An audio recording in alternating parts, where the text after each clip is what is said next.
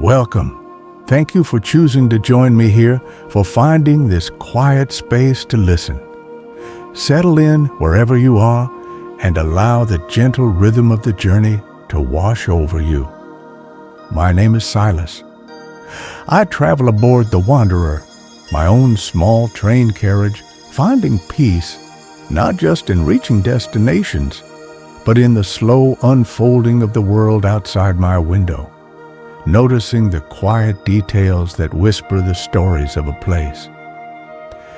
The steady hum of the wheels has carried me across such different worlds, from the sun-drenched hills and gentle melancholy of Lisbon, through the vibrant, spice-scented air of Marrakesh's hidden courtyards, to the wide skies and coastal breezes of Melbourne.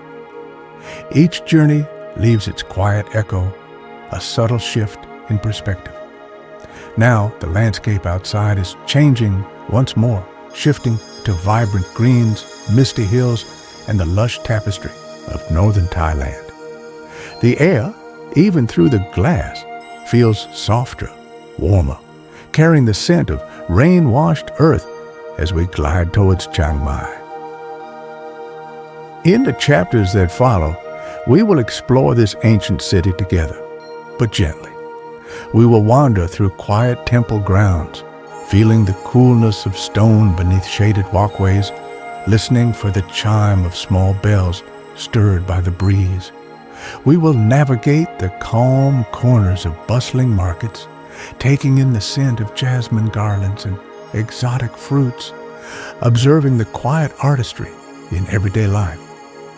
We will feel the warm, humid air as evening falls, watching as delicate paper lanterns begin to glow, casting their soft, warm light into the dusk.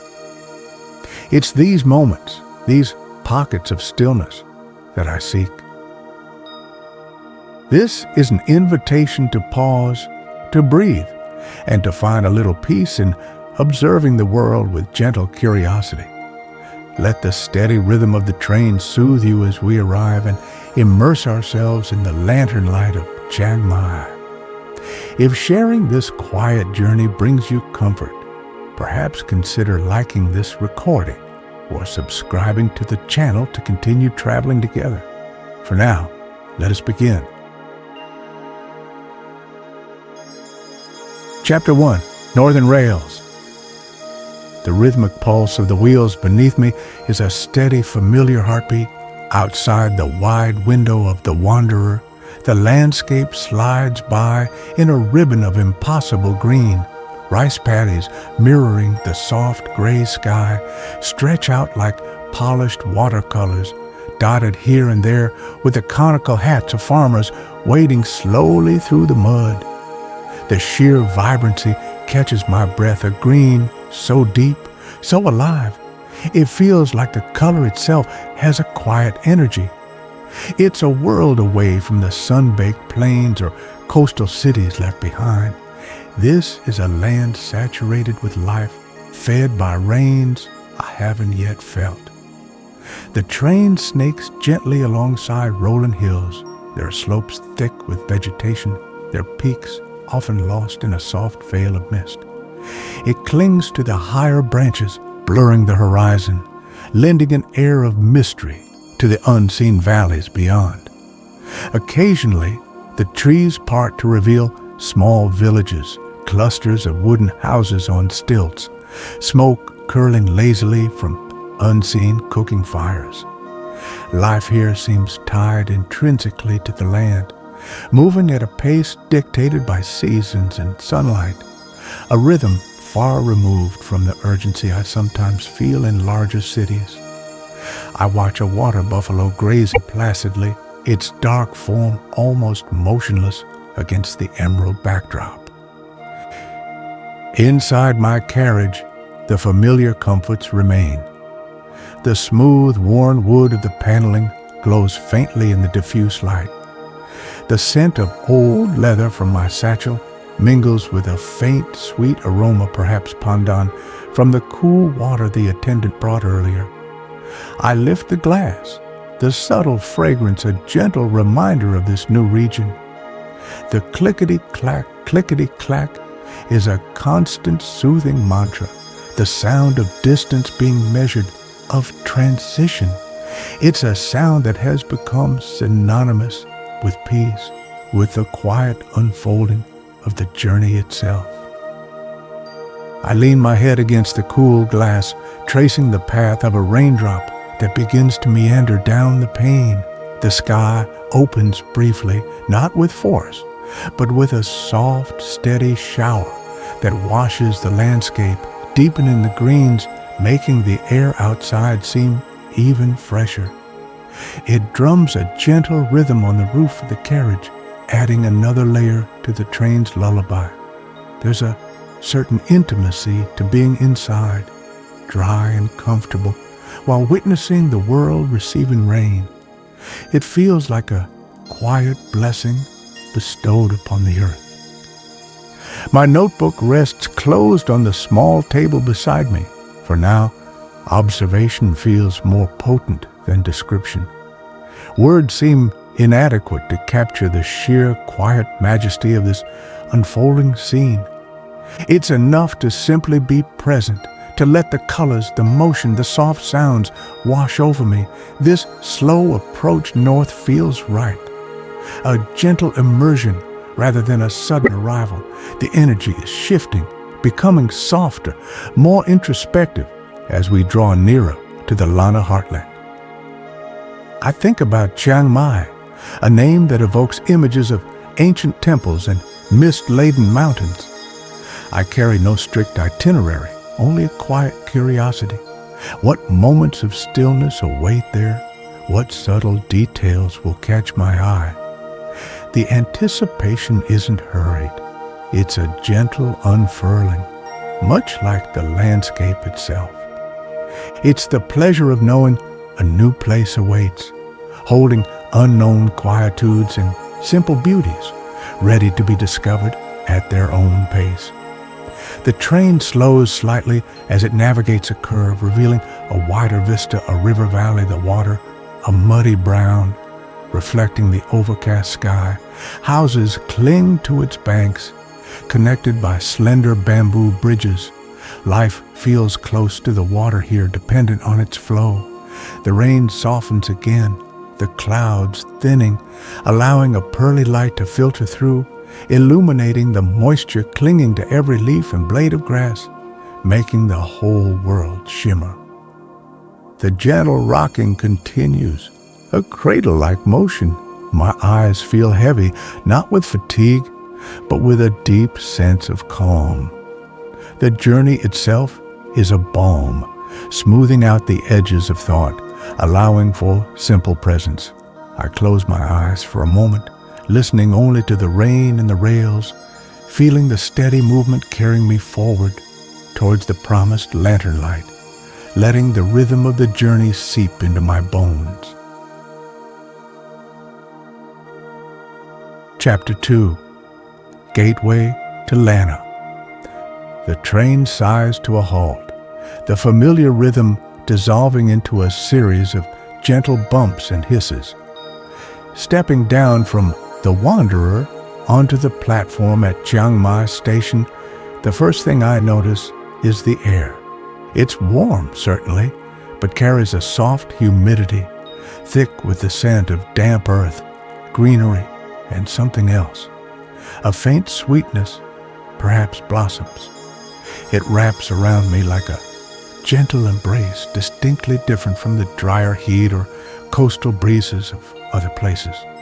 The station itself feels functional, less about imposing grandeur and more about movement, but possesses a calm energy. Thai script adorns signs, elegant curves alongside familiar Roman letters. People move with an unhurried grace, families greeting arrivals, travelers consulting maps, station workers in crisp uniforms. There's a murmur of voices, the melodic tones of the Thai language blending with snippets of English and other tongues. But it lacks the frantic edge of larger city terminals. It feels more like a gentle confluence than a rushing river. I take a moment, standing near my carriage, simply absorbing this first sensory immersion. Outside the station, the world seems brighter, more vibrant. The characteristic red trucks, the Songthai Ws, wait patiently in rows. I negotiate a fare quietly with the driver, his smile genuine, and climb into the back, sitting on one of the two benches that face each other. The engine starts with a gentle rumble, and we pull out into the flow of traffic. Chiang Mai reveals itself not all at once, but in glimpses, ancient moss-tinged brick walls of the old city moat running alongside streets filled with modern scooters and cars. Temples, ornate and golden, peek over shop houses and concrete walls, their tiered roofs reaching towards the sky like layered prayers. Small spirit houses, adorned with colorful garlands and offerings, stand guard outside businesses and homes, a constant, quiet reminder of local beliefs woven into the everyday fabric.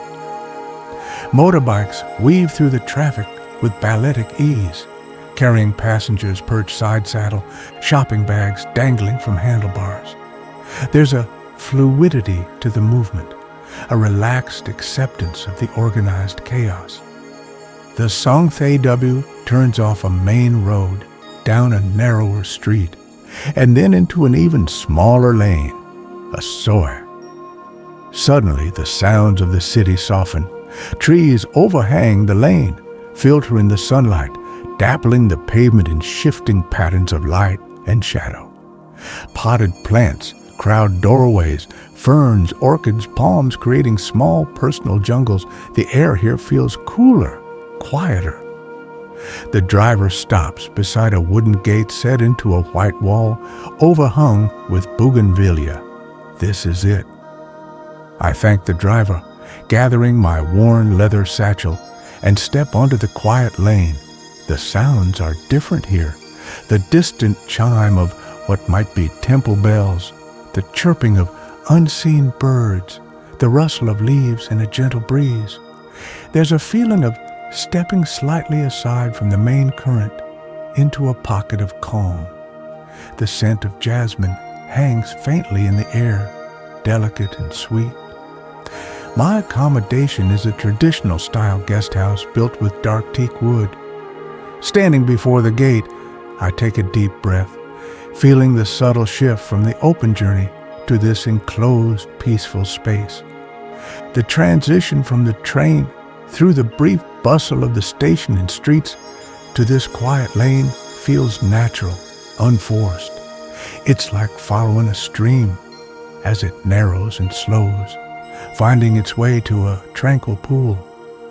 My first impression of Chiang Mai isn't of overwhelming sights, but of this gentle rhythm, this easy coexistence of old and new, bustle and calm.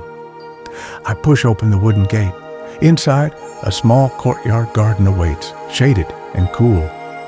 The feeling of arrival settles deep within me, not as an end point, but as the beginning of a quiet exploration.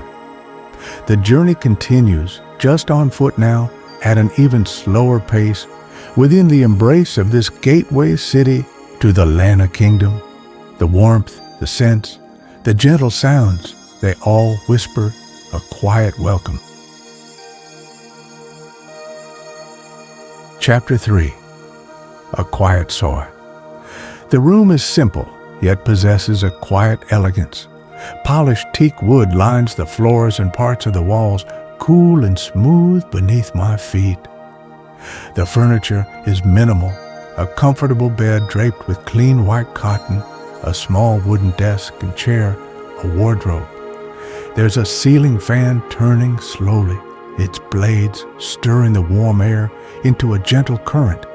It feels uncluttered, both physically and energetically, a space designed for rest and calm. It immediately feels like a haven, a place to quietly observe and reflect.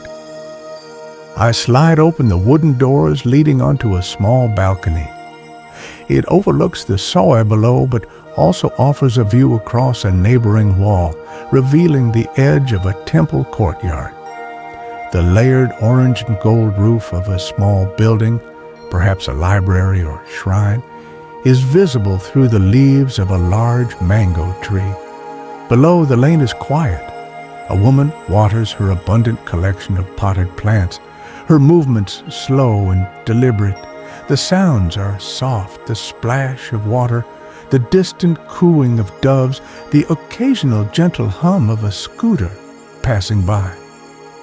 Unpacking is a slow, familiar ritual. I place my notebook pen on the desk, angling the chair slightly towards the balcony doors. My camera rests beside them. Hanging a few shirts in the wardrobe, folding others, these simple actions help ground me in the space, transforming it from a temporary room into my space, however briefly. Each item finds its place, creating a small island of personal order amidst the newness of the surroundings. It's a quiet assertion of presence. The quality of light filtering through the leaves outside is soft and green-tinged. It paints shifting patterns on the wooden floor. There's a stillness in the air, punctuated by the gentle sounds of the Soi. I can hear the faint, rhythmic sweeping of a broom somewhere nearby, a sound both mundane and deeply peaceful. It speaks of daily routines, of life lived at a human pace. It's these small sounds, these fragments of everyday life that often resonate more deeply than grand pronouncements. I step back out onto the balcony, leaning against the wooden railing. The air carries the scent of damp earth from the recently watered plants, mingled with that elusive jasmine fragrance I noticed earlier. It's sweeter now, perhaps from a bloom opening in the afternoon warmth. I watch a butterfly with intricately patterned wings flutter amongst the bougainvillea blossoms cascading over the wall. Its movements are erratic, yet graceful, a tiny dance of color in the quiet lane. It's mesmerizing in its simplicity. Inside again, I pour a glass of water and sit at the desk, not to write, but simply to be, to let the atmosphere of the place settle around me. The room feels safe, sheltering. The dark wood, the soft light, the gentle breeze from the fan, it all contributes to a sense of tranquility. It's a space conducive to slowing down, to noticing the subtle details. The grain of the wood on the desk, the texture of the cotton sheets, the way the light catches a ceramic pot outside. I think about the journey here, the greens of the countryside, the gentle bustle of the station, the flow of the city streets, and now this quiet corner. It feels like a natural progression, arriving at this point of stillness. This room, this small guest house nestled in a quiet Soi, feels like the perfect anchor point for exploring Chiang Mai, not as a base for frantic sightseeing, but as a peaceful refuge from which to venture out slowly, and a welcoming space to return to. A gecko chirps softly from somewhere high on the wall outside, a sound quintessentially tropical and strangely comforting. The afternoon deepens, the light growing warmer, softer. I feel the tension of travel easing from my shoulders, replaced by a quiet contentment. This haven in the Soi is more than just accommodation. It's the beginning of settling into the rhythm of Chiang Mai, a place to breathe and simply be present. The quiet invitation of the city has been accepted. Chapter 4, Temple Whispers, Old City Walk. The old city of Chiang Mai rests within the embrace of its ancient moat and crumbling brick walls. Stepping through one of the gates feels like crossing a subtle threshold, not just physically, but perhaps into a slightly different pace of life. I wander without a map, letting intuition guide my feet down narrow lanes that branch off from the main roads. The air seems quieter here, buffered from the city's gentle hum. Sunlight filters through the leaves of large trees lining the paths, creating cool, shaded corridors. Small temples, wats, appear unexpectedly around corners tucked between houses and small shops. They aren't announced with fanfare, but reveal themselves quietly. I pause before one, drawn by the intricate carvings adorning its wooden entrance gate. Mythical creatures and floral motifs intertwined, weathered by time and monsoon rains, yet still holding a profound artistry. The silence within the temple grounds seems to spill out onto the lane, a palpable sense of peace emanating from within the walls. Hesitantly, respectfully, I step into the courtyard of one small wat. The ground is swept clean, paved with cool flagstones. No one else is around. The only sounds are the chirping of birds in the trees overhead and the soft rustle of leaves. A large golden Chedi, or stupa, rises toward the sky in the center, its surface catching the sunlight. Smaller shrines and buildings cluster around it, their multi-tiered roofs adorned with gleaming serpentine figures, nagas, protectors watching over the sacred space. I walk slowly around the perimeter, my footsteps soft on the stone. My gaze lingers on the details, the tiny bells hanging from the eaves of a roof, tinkling faintly in the breeze, the texture of ancient brickwork on a boundary wall, softened by patches of moss. The offerings left at the base of a Buddha statue, wilting lotus flowers, incense sticks reduced to ash. Each element speaks of devotion, of countless moments of quiet prayer and contemplation offered in this very spot over centuries. Near the entrance of the main prayer hall, Viharn, I notice a monk in saffron robes sitting on a stone bench under a tree reading. He seems completely absorbed, embodying the tranquility of his surroundings. I keep my distance, careful not to disturb his peace. His presence adds another layer to the atmosphere, a reminder of the living tradition these temples represent. It's not just history preserved in stone and gold, but a continuous stream of spiritual practice. Leaving the small temple, I continue my meandering walk. The lanes twist and turn, revealing more quiet corners, a wall draped in vibrant flowering vines, a doorway framed by intricately carved teak, a glimpse into a private courtyard filled with potted plants. There's a sense of discovery around every bend, not of major landmarks, but of small, beautiful details that might easily be missed in a hurry.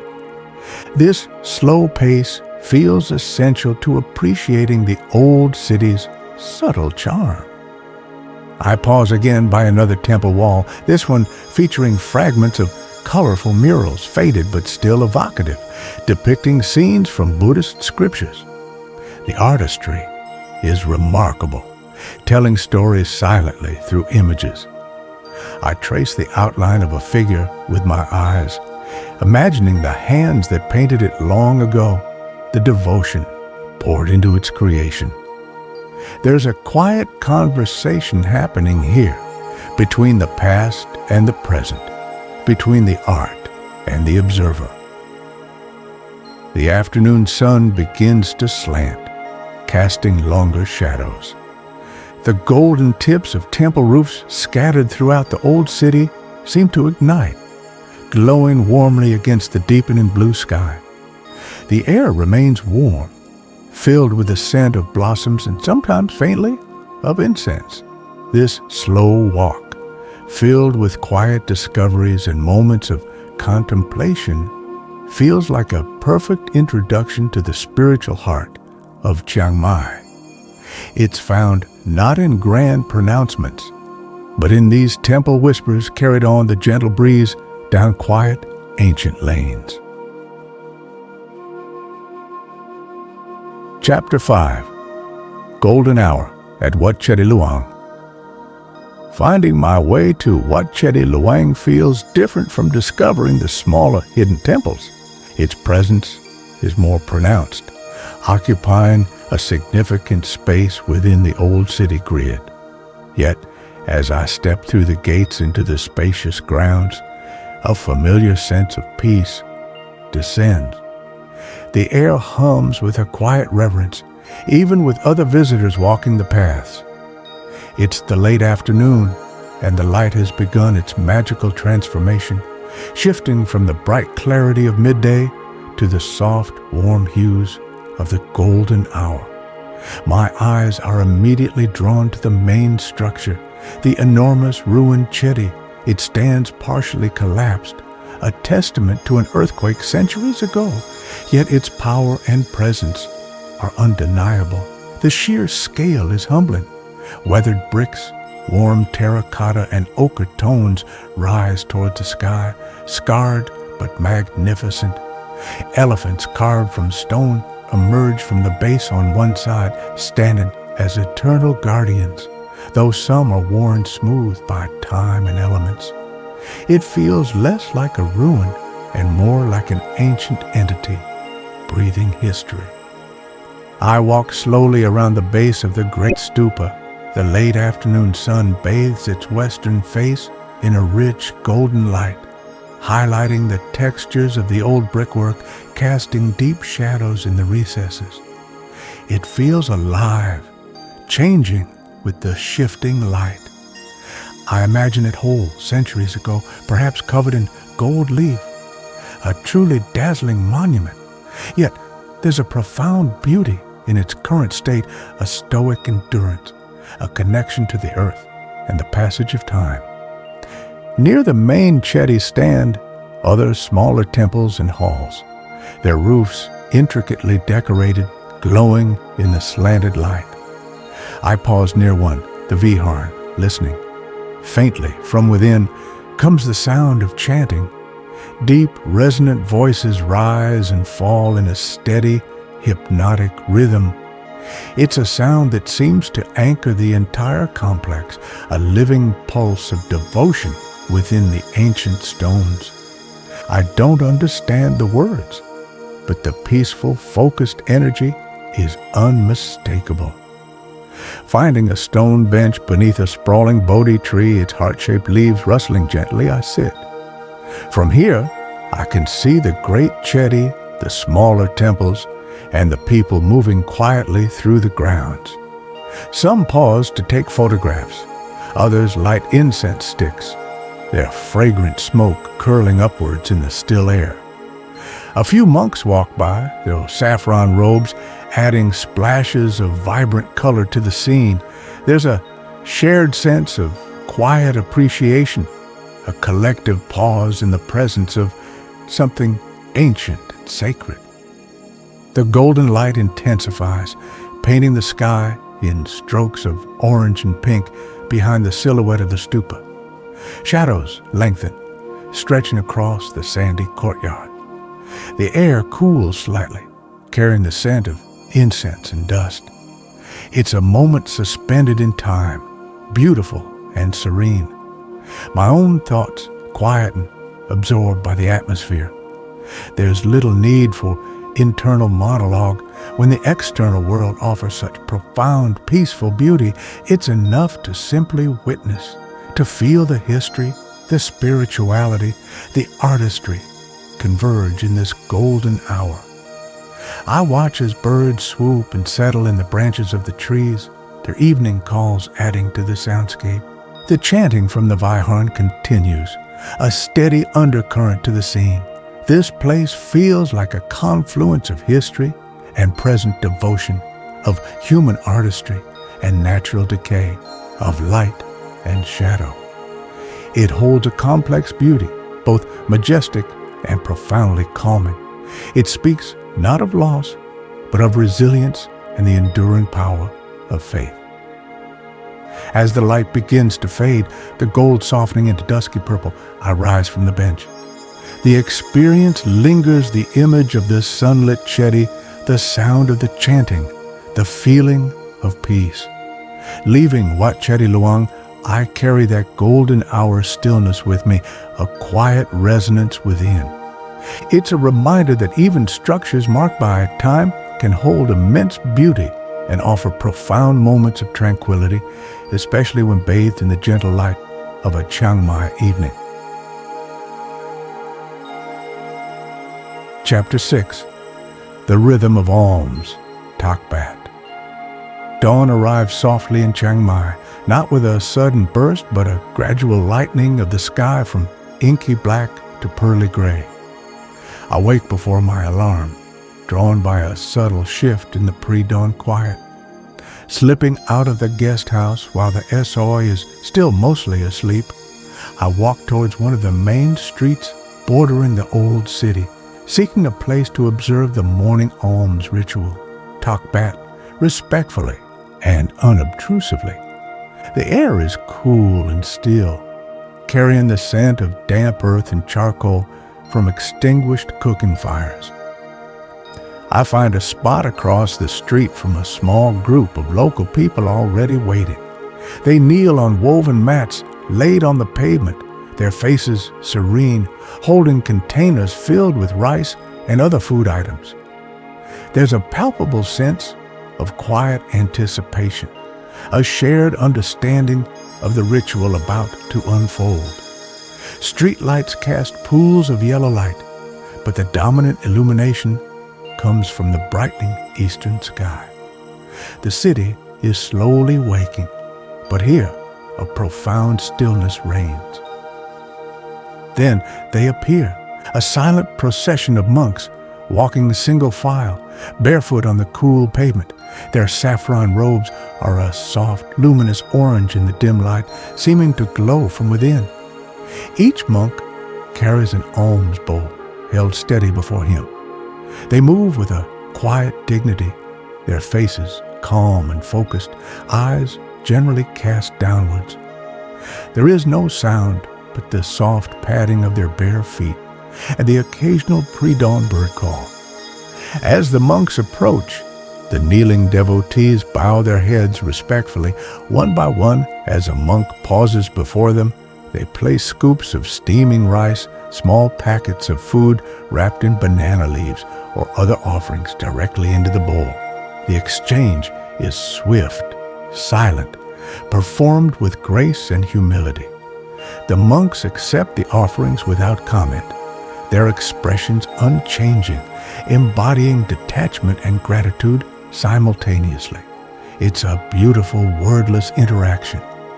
I watch from my distance, careful not to intrude, feeling like a privileged witness to something deeply personal and sacred. The focus is not on the observer, but entirely on the act of giving and receiving, a cycle of generosity and spiritual sustenance. The simplicity of the ritual is striking, the offering of basic food, the silent acceptance, the continuation of a tradition practiced for centuries.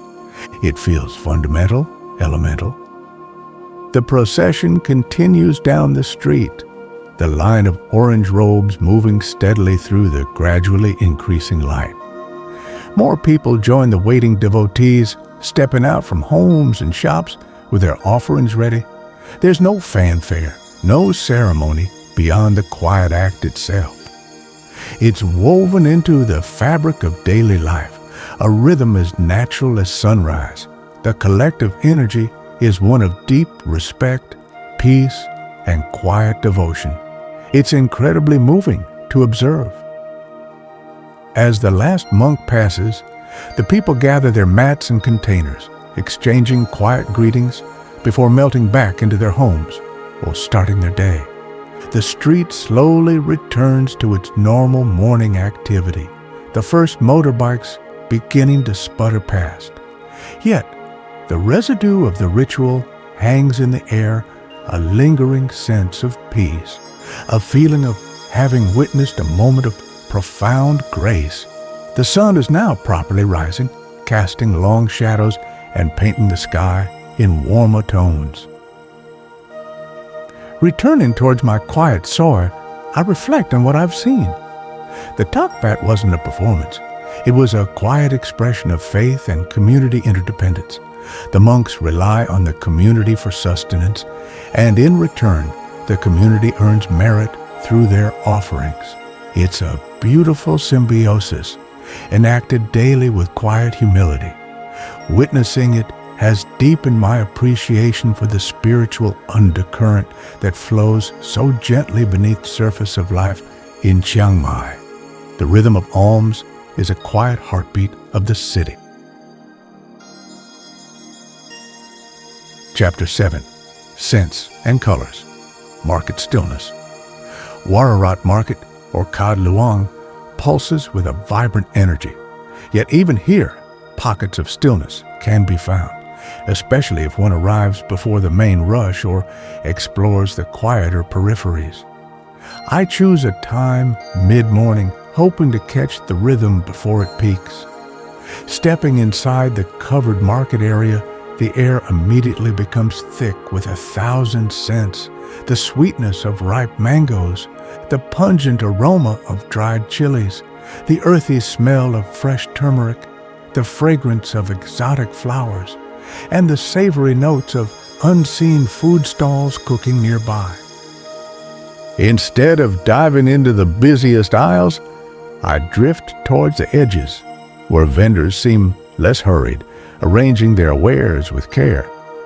My attention is caught by a stall overflowing with tropical fruits, a kaleidoscope of colors and shapes. Smooth purple mangosteens sit beside clusters of hairy red rambutans and bunches of pale green longans. The vendor, an elderly woman with a kind smile, meticulously polishes a large pomelo. I pause, admiring the sheer abundance and the natural artistry of the display. Further along, a woman sits deftly folding banana leaves into intricate containers, securing them with tiny slivers of bamboo. Inside these green parcels are portions of sticky rice or sweet coconut desserts. Her hands move with practiced speed and precision, a quiet ballet of fingers, transforming simple leaves into functional art.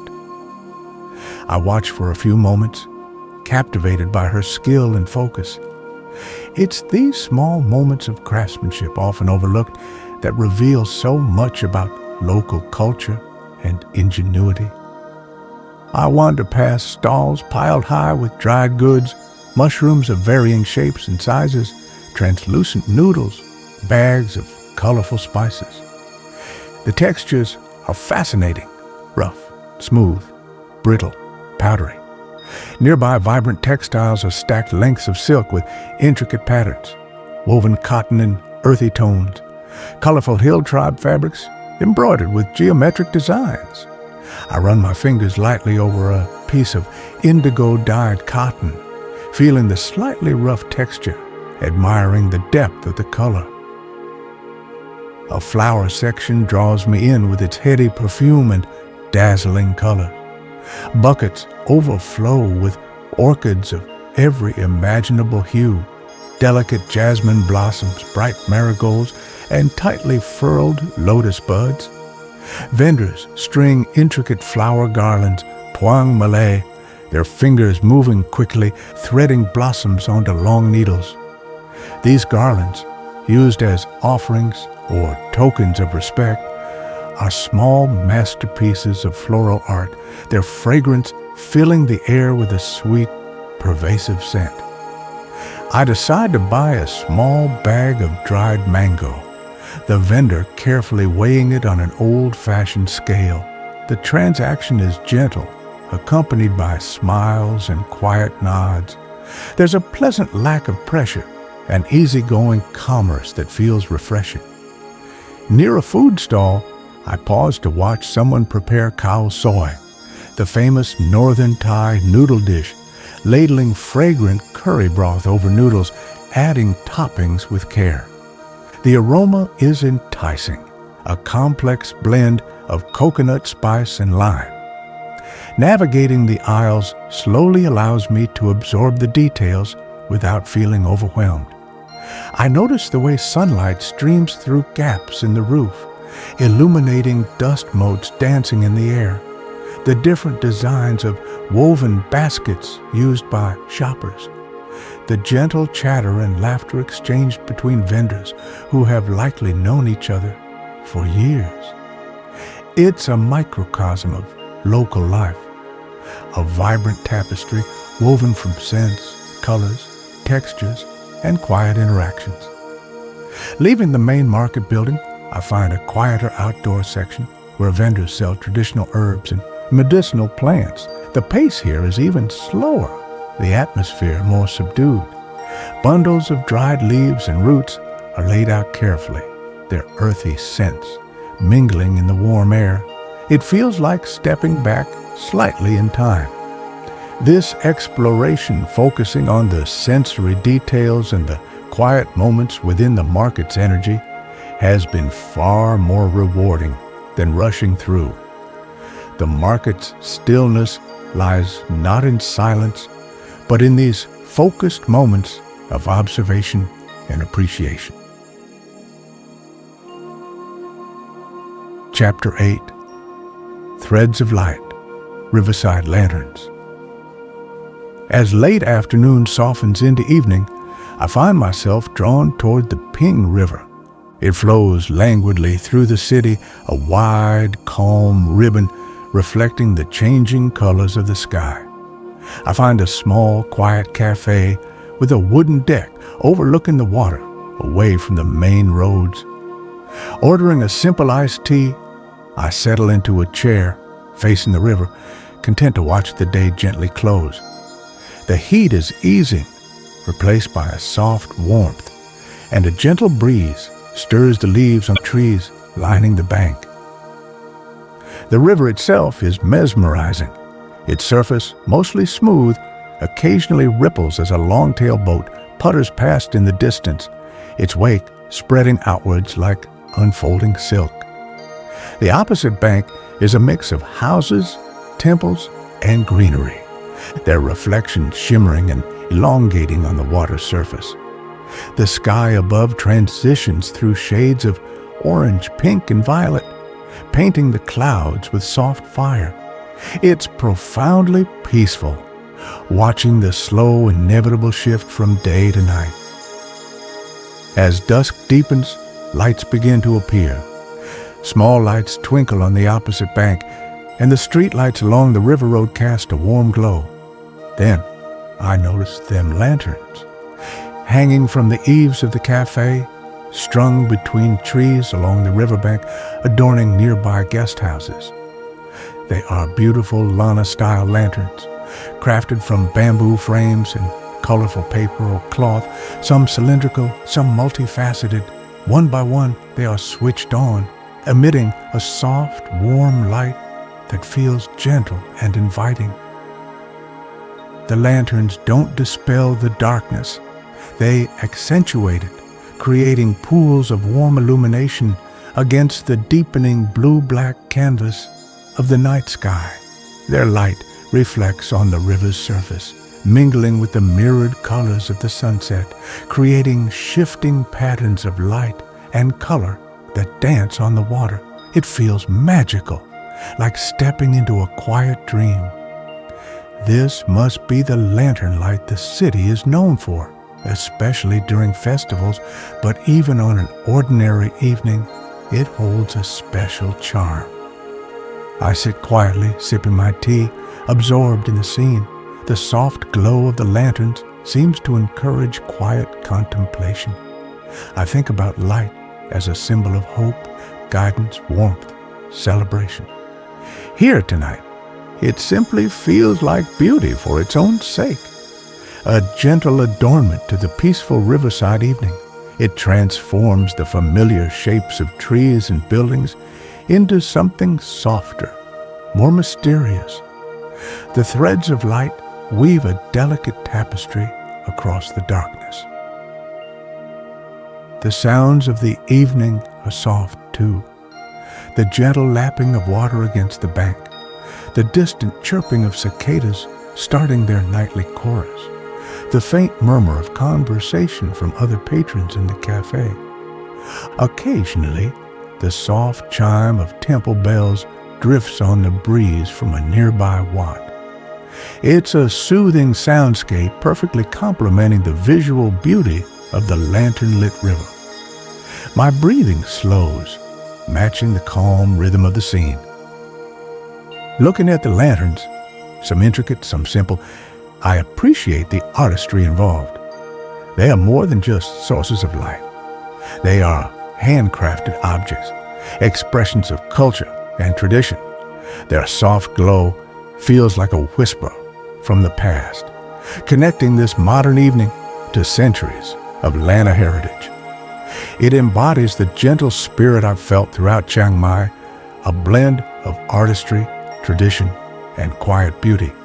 This moment by the river feels like a culmination of that feeling. The last vestiges of color fade from the sky, leaving only the deep indigo of night. The lanterns now seem even brighter, their warm light holding the darkness at bay. The river flows on, a dark, silent presence reflecting the scattered lights. I feel a deep sense of peace, of gratitude for this simple, beautiful moment. Sitting here, bathed in the gentle radiance of the Riverside lanterns, feels like finding the quiet heart of Chiang Mai's charm. It's a memory I know I will carry with me, a thread of warm light woven into the fabric of my journey. Chapter 9. Sunset over Doi Suthep. From the small balcony of my guest house room, I have a partial view toward the west, towards the mountains that cradle Chiang Mai. Doi Suthep, the most prominent peak, rises distinctly, crowned by the glint of its famous temple, Wat Phra that Doi Suthep, though it's too distant to see clearly. As the afternoon wanes on my last full day here, I find myself drawn to this view, waiting for the sunset. The air is warm and still, carrying the familiar scents of the soil blooming jasmine, cooking food, damp earth. The sun begins its descent, a fiery orb sinking toward the mountain ridge. The sky transforms into a breathtaking canvas. Streaks of brilliant orange, fiery red, and soft pink fan out above the mountain silhouette, changing moment by moment. The clouds catch the light, their edges glowing as if embers drift across the heavens. The mountain itself becomes a dark, majestic shape against the vibrant backdrop, its familiar form imbued with a special significance in this farewell light. There's a quiet beauty in observing a sunset, especially one that marks the end of a stay in a place that has offered peace. It feels like a gentle closing parenthesis. I lean on the railing, simply watching, absorbing the colors, the stillness. The sounds from the soi below seem to soften, muffled by the grandeur of the sky. Even the birds seem quieter, perhaps settling down for the night. It's a moment of natural reverence, shared silently by the neighborhood. Later, back inside the room, the task of packing begins. It's a slow, deliberate process. Folding clothes that now carry the faint scent of Chiang Mai, perhaps incense, perhaps jasmine. Rolling posters carefully acquired at a small gallery. Placing my notebook, now filled with more observations and sketches, into its familiar spot in the worn leather satchel. Each item handled evokes a memory. The cool stone of a temple courtyard, the vibrant colors of the market, the warm glow of a lantern. I pause, holding a small, smooth stone I picked up near the riverbank. Its surface is cool against my palm. It's an insignificant object, yet feels like a tangible piece of the peace I found here. Packing isn't just a physical task, it's a mental one too. gathering the experiences, tucking away the impressions and feelings gleaned during my time in this gentle city. There's a touch of melancholy, the quiet ache of leaving a place that has felt welcoming and calm. Stepping back onto the balcony one last time, I look out into the deepening twilight. The vibrant sunset colors have faded, replaced by soft grays and purples. Lights are beginning to twinkle in windows and along the lanes. The outline of Doi Suthep is barely visible now, merging with the night sky. The air is cooler, carrying the sounds of evening, the chirp of geckos, distant music, the gentle hum of the city settling down. I breathe deeply, trying to capture the essence of this place in a final sensory imprint. The smell of the night air, the soft sounds, the feeling of peaceful enclosure within the quiet soil. Chiang Mai hasn't overwhelmed me with grand sights, but rather it has seeped into my awareness gently through countless small moments of beauty and tranquility. It's the cumulative effect of temple whispers, market colors, riverside light, and the genuine warmth encountered in quiet interactions. Closing the balcony doors feels final. The room, now tidier, feels less like my own space and more like a temporary lodging once again. My satchel sits ready by the door. The journey will continue tomorrow. The rhythm of the rails will return. But tonight, there's this quiet moment of reflection holding the essence of Chiang Mai, its gentle spirit, its reverence for tradition, its pervasive calm, before carrying it with me back onto the wanderer towards the next unknown horizon. Chapter 10. The Scent of Jasmine. The familiar gentle rumble of the wanderer begins beneath my feet, a comforting vibration that signals the start of a new phase of the journey. Through the wide window, the Chiang Mai station platform slides slowly backwards. Faces blur, waving hands recede, the colorful signs and bustling activity shrinking into the distance. We pull away smoothly, leaving the station behind, the city gradually giving way to its greener outskirts. The transition is seamless, peaceful. I settle back into my seat, the worn cushions conforming to my shape like an old friend. The carriage feels like home, the familiar scent of wood and leather, the slight sway, the steady clickety-clack of the wheels finding their rhythm on the tracks. It's a comforting cocoon, a moving sanctuary that allows for reflection while journeying onwards. Looking out, the early morning light illuminates rice paddies still shrouded in mist, the scene reminiscent of my arrival, but now viewed through the lens of departure. My notebook rests open on my lap, but I don't write just yet. Instead, I let the impressions of Chiang Mai surface and settle. Images float through my mind, the serene faces of monks during Tak Bat, the intricate carvings on temple walls glowing in the afternoon sun, the vibrant chaos of the market softened by focus, the warm dancing light of lanterns reflected on the Ping River. These moments thread together, forming a tapestry of quiet beauty. The overwhelming feeling is one of peace. Chiang Mai offered a gentleness, a slowing down that felt deeply restorative. It wasn't a city that demanded attention, but one that invited quiet observation. Its charms were often subtle, found in the details, the fragrance of jasmine carried on the night air, the texture of old brickwork, the quiet dignity of daily rituals, the soft light filtering through ancient trees in temple courtyards. It nurtured a sense of stillness within me. The train picks up a little speed, the landscape outside becoming a fluid blend of greens and browns, punctuated by small houses and distant blue-gray mountains. The rhythm of the rails is a constant soothing presence, the soundtrack to my thoughts. It feels good to be moving again, the gentle momentum carrying me forward, yet part of me lingers in the Quiet Soi, on the banks of the Ping River, under the watchful gaze of Doi Suthep. I pick up the small, smooth stone from the table beside me, the one I found by the river, rolling it between my fingers. Its coolness is a tangible link to the place I've just left.